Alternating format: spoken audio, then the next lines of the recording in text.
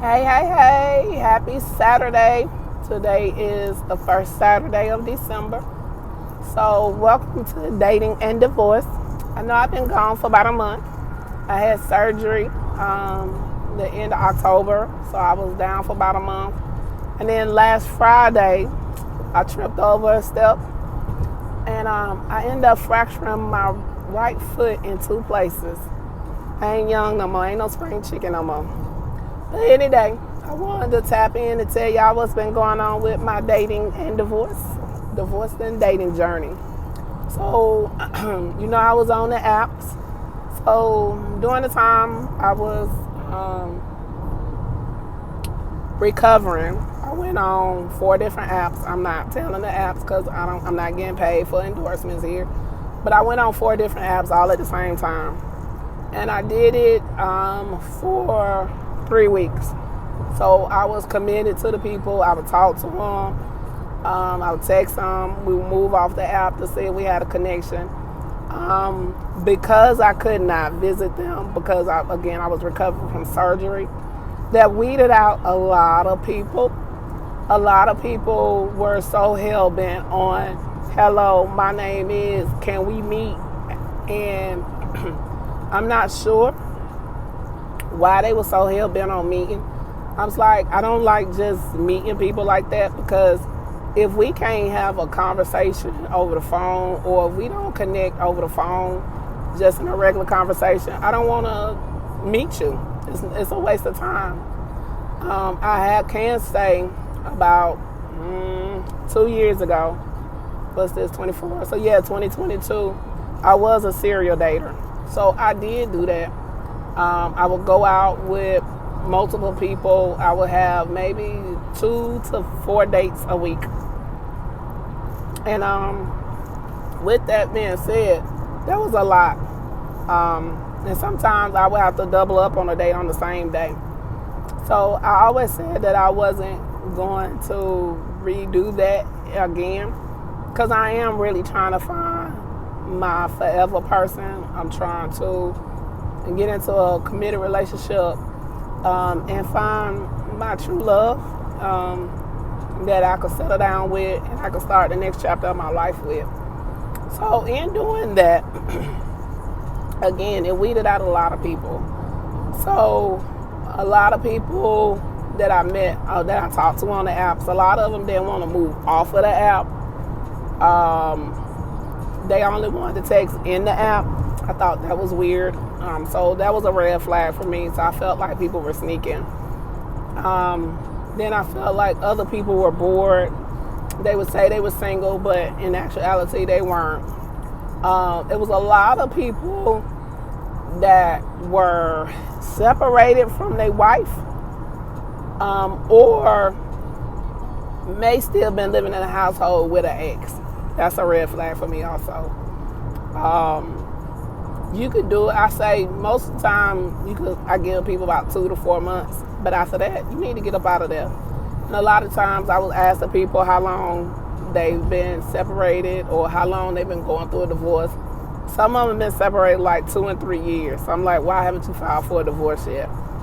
And for me, I'm not dating anybody that is going through a divorce. I'm not dating anybody that's legally separated and not divorced.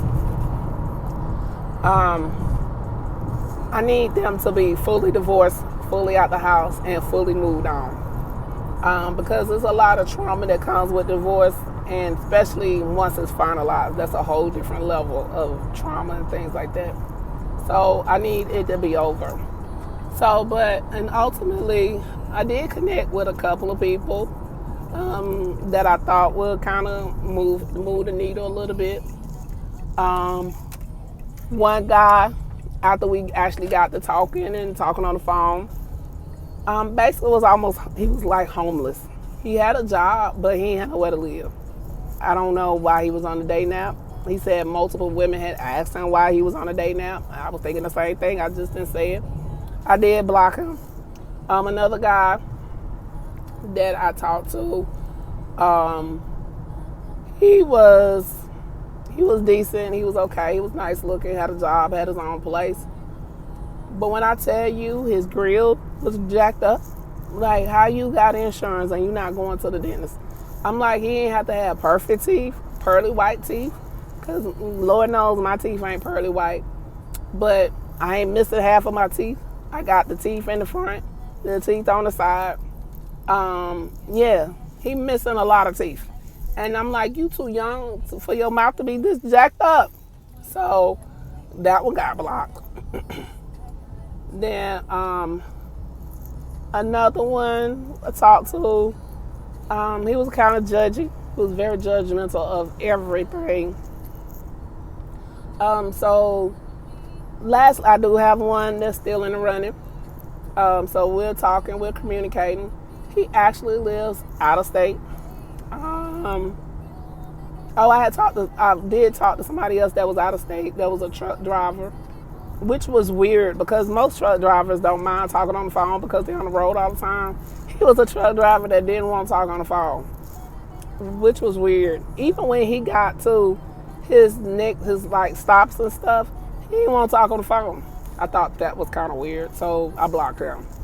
So now we just got the one guy that lives out of state, and we're talking. We've been talking, texting, communicating.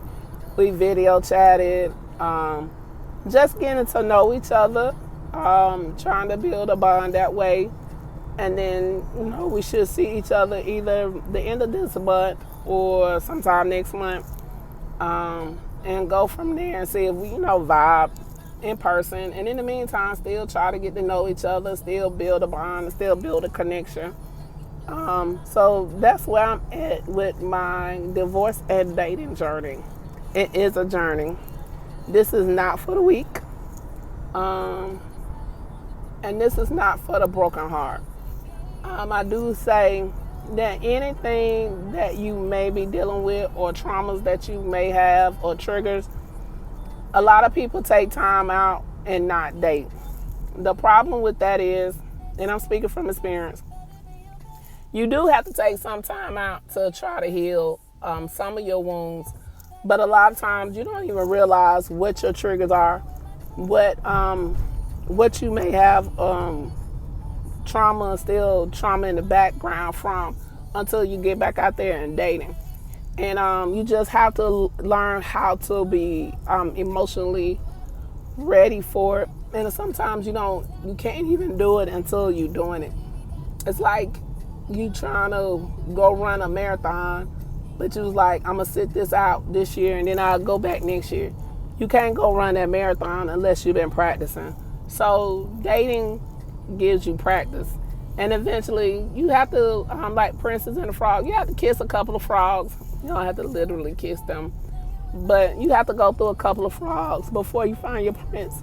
And it's, you may go through 2 frogs, you may go through 100 frogs. You never know. But so I'll be back next Saturday on Divorce and Dating. So I hope you all appreciate the content. If you do, like and subscribe, and I'll be back.